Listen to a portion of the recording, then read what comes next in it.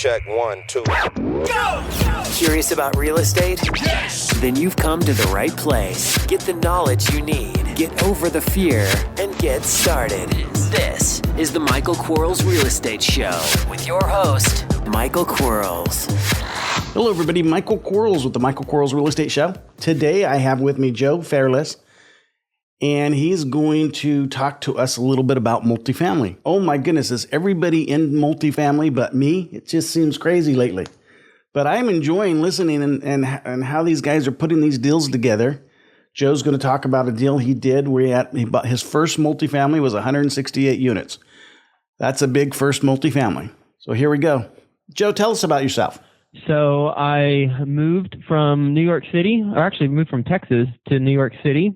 Was a advertising major in college and got my first job in advertising as a junior project manager, working on Madison Avenue. And I went from that to ended up being the youngest vice president of a New York City advertising agency. Along the way, I started investing.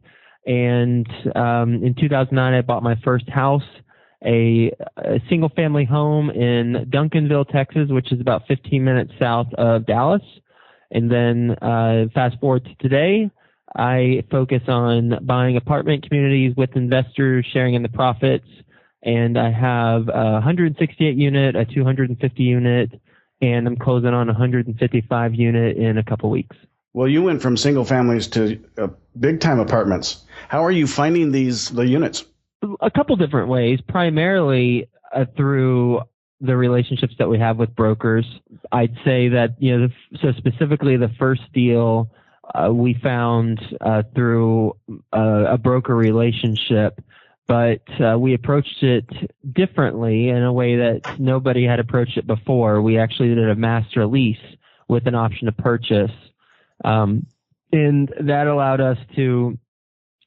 me to get in on my first large deal after buying single family homes and go from 4 single family homes to 168 unit. And then, the 250 unit we closed on last August, that was again a broker deal a broker that we know. And then same with this 155 unit that we're closing on in a couple weeks. Tell me about the master lease concept. So the reason, from a high level, it's basically a lease option. For everybody who's familiar with single family homes, where you lease it, and then in our case, we take control of all the income. So we receive the income. We also have to pay all the expenses. So management fees, electric, water, all that good stuff.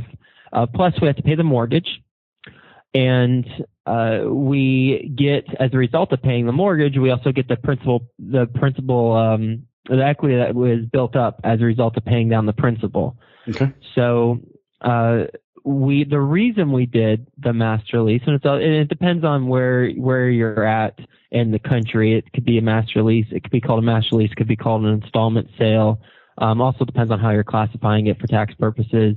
Could be called a land contract. But the reason we did this is because there was a large prepayment penalty on the property when we were looking at it, and it was about $1 million.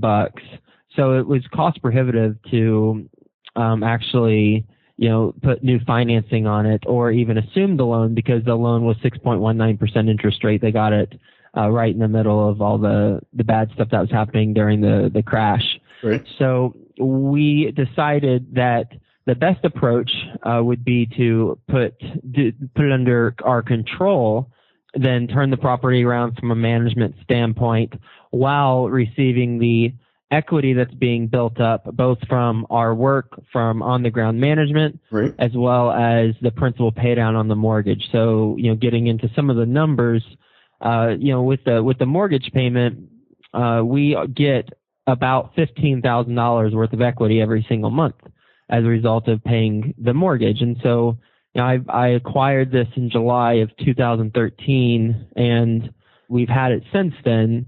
So what is that? 15,000 times 10 to 100 and what is that? 150,000.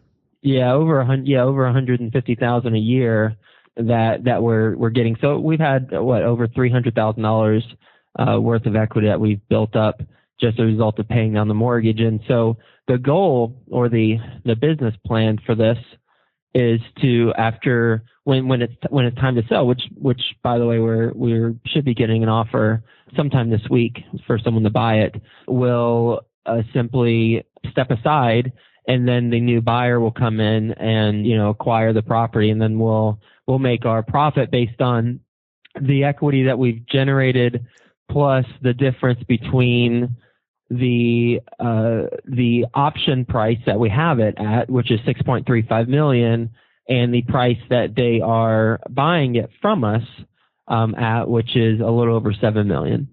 Great. And then plus the $300,000 pay down. Yeah. So you're looking at possibly $1 million day. Yep. Yeah. Myself and my investors, just to be clear, it's not all me. So with this deal, I raised over $1 million. Gotcha. Okay. And I have 12.98% ownership for anyone who's interested in syndication stuff and getting into the specifics. So in the ownership, I have about 13% ownership in it. Still not a bad day, because 13 times $1 million is 130,000. So that's not a bad day at all. Yeah. Not a bad day.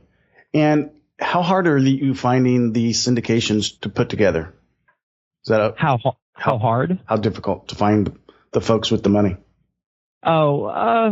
I'd say every deal it gets easier because there's more of a track record that's established. Plus, I didn't mention during my intro that I'm the host of a daily real estate podcast, and I've been doing it daily for longer than anybody in the world has been doing a real estate podcast daily.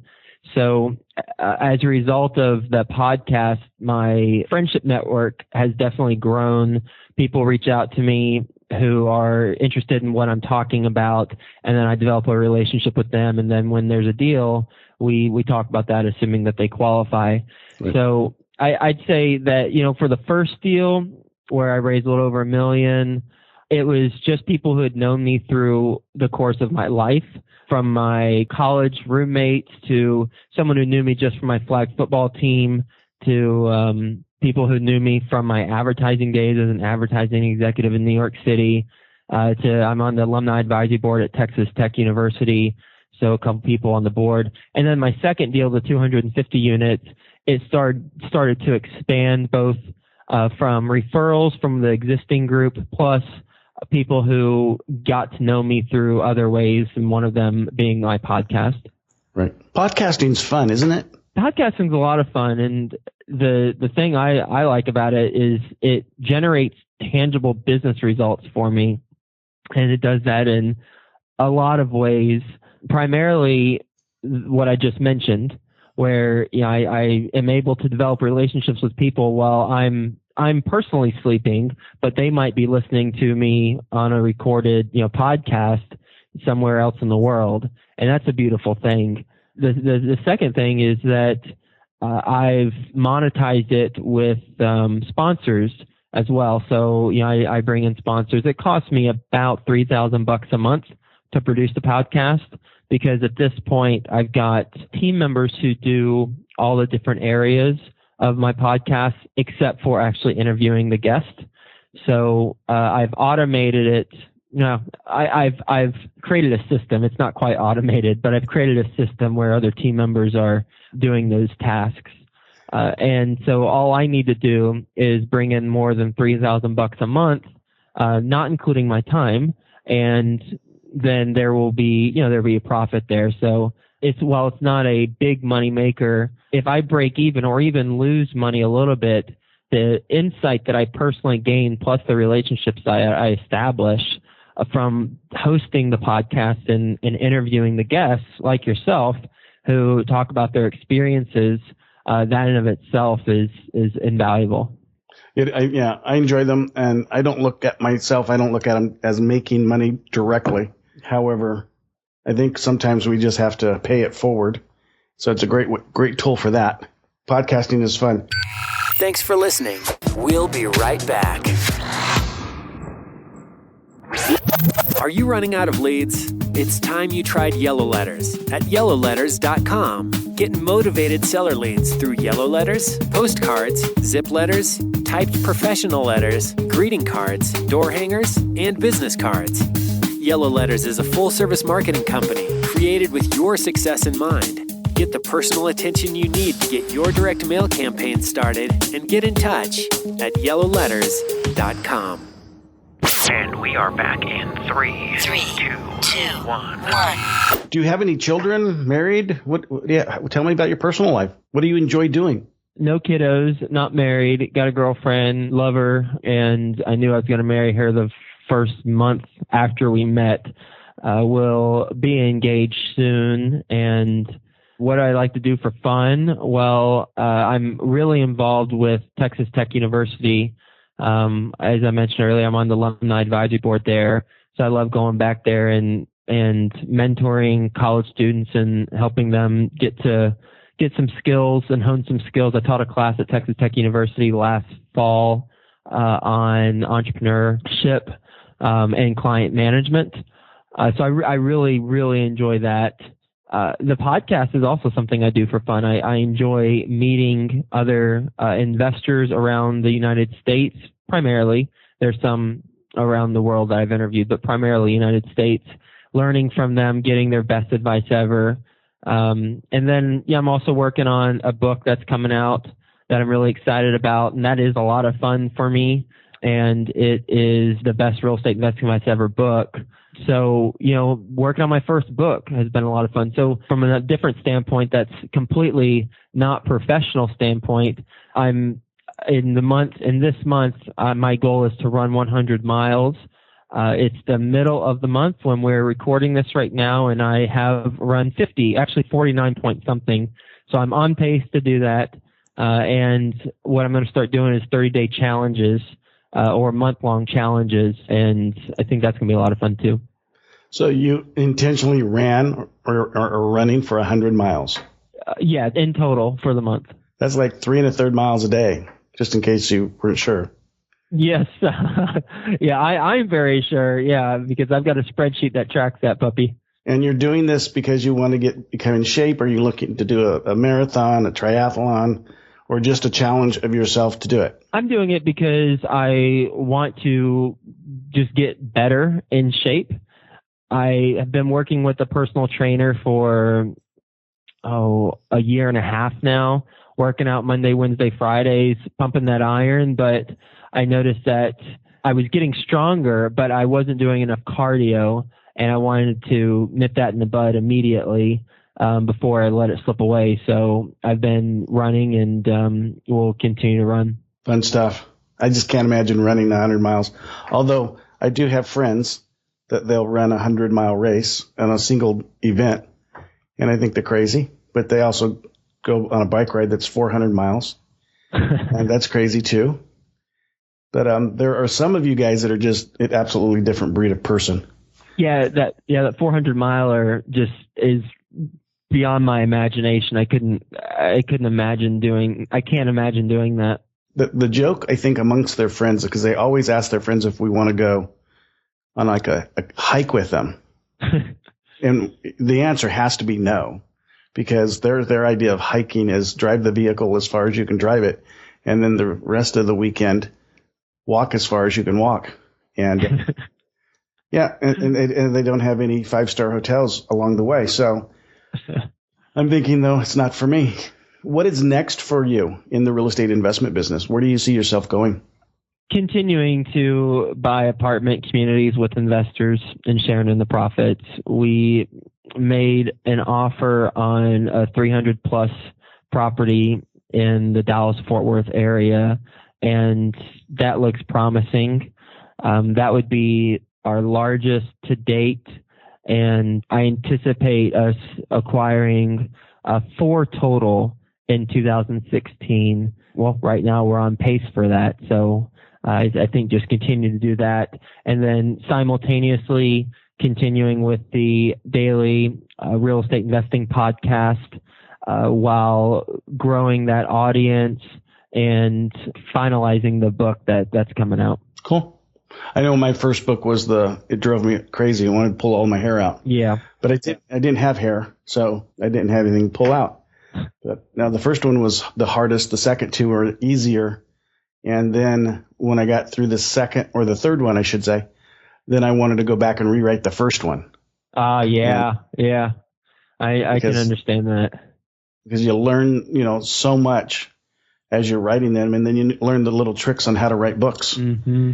And thank goodness there are people out there that can transcribe. What would you like to share with the audience? What would you like them to know about you? How can you help them if you do that kind of thing in their real estate investment career?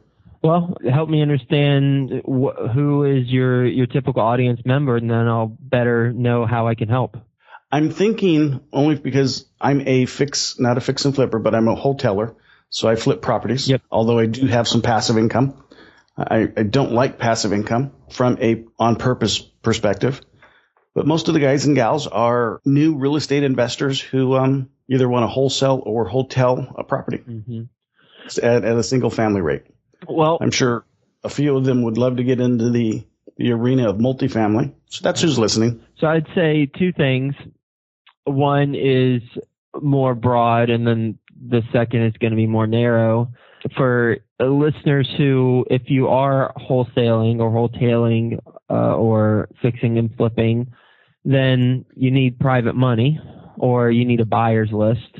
And what I recommend is doing the following. Create a spreadsheet. Within the spreadsheet, put the person's, put a column for name, put a column for low end, high end of investment range, put a column for how you know them. And then the goal is, as you're starting out, is to have conversations with the most influential people within each of those networks. So, for example, my first deal, I as I mentioned earlier, I brought on investors who knew me through my flag football, investors who knew me through the Texas Tech Alumni Advisory Board. So find the different groups or networks of where you know these people from, get one of those people on board, then name check that person to the other people within the network. It's going to be a lot easier for you to put people on your buyer's list if they know others within their circle of friends who are also participating along with you. So that's one tip.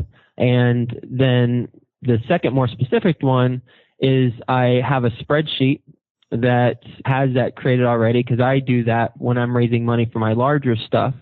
And it could be applied to wholetailing as well. And I'd be happy to give it to any of your listeners for free. You can just email me info@joefairless.com and just mention that you heard me on the show and would like to have the spreadsheet, and I'd be happy to send it along to you. Fantastic. Well, I appreciate that. Can I get one too? Sure. Yeah. I always ask what I didn't ask. Anything else that you wanted to share that I didn't ask you about? I think I'm good, my friend. Appreciate the opportunity to have you on. Thank you so much. My pleasure. Thanks a lot, everyone. Talk to you soon. Bye-bye. I know for one, and I'm going to get that Excel spreadsheet. That thing sounds cool. Anytime you can keep track and better your life and have a system, I think that's worthy of doing. So email him and grab that thing.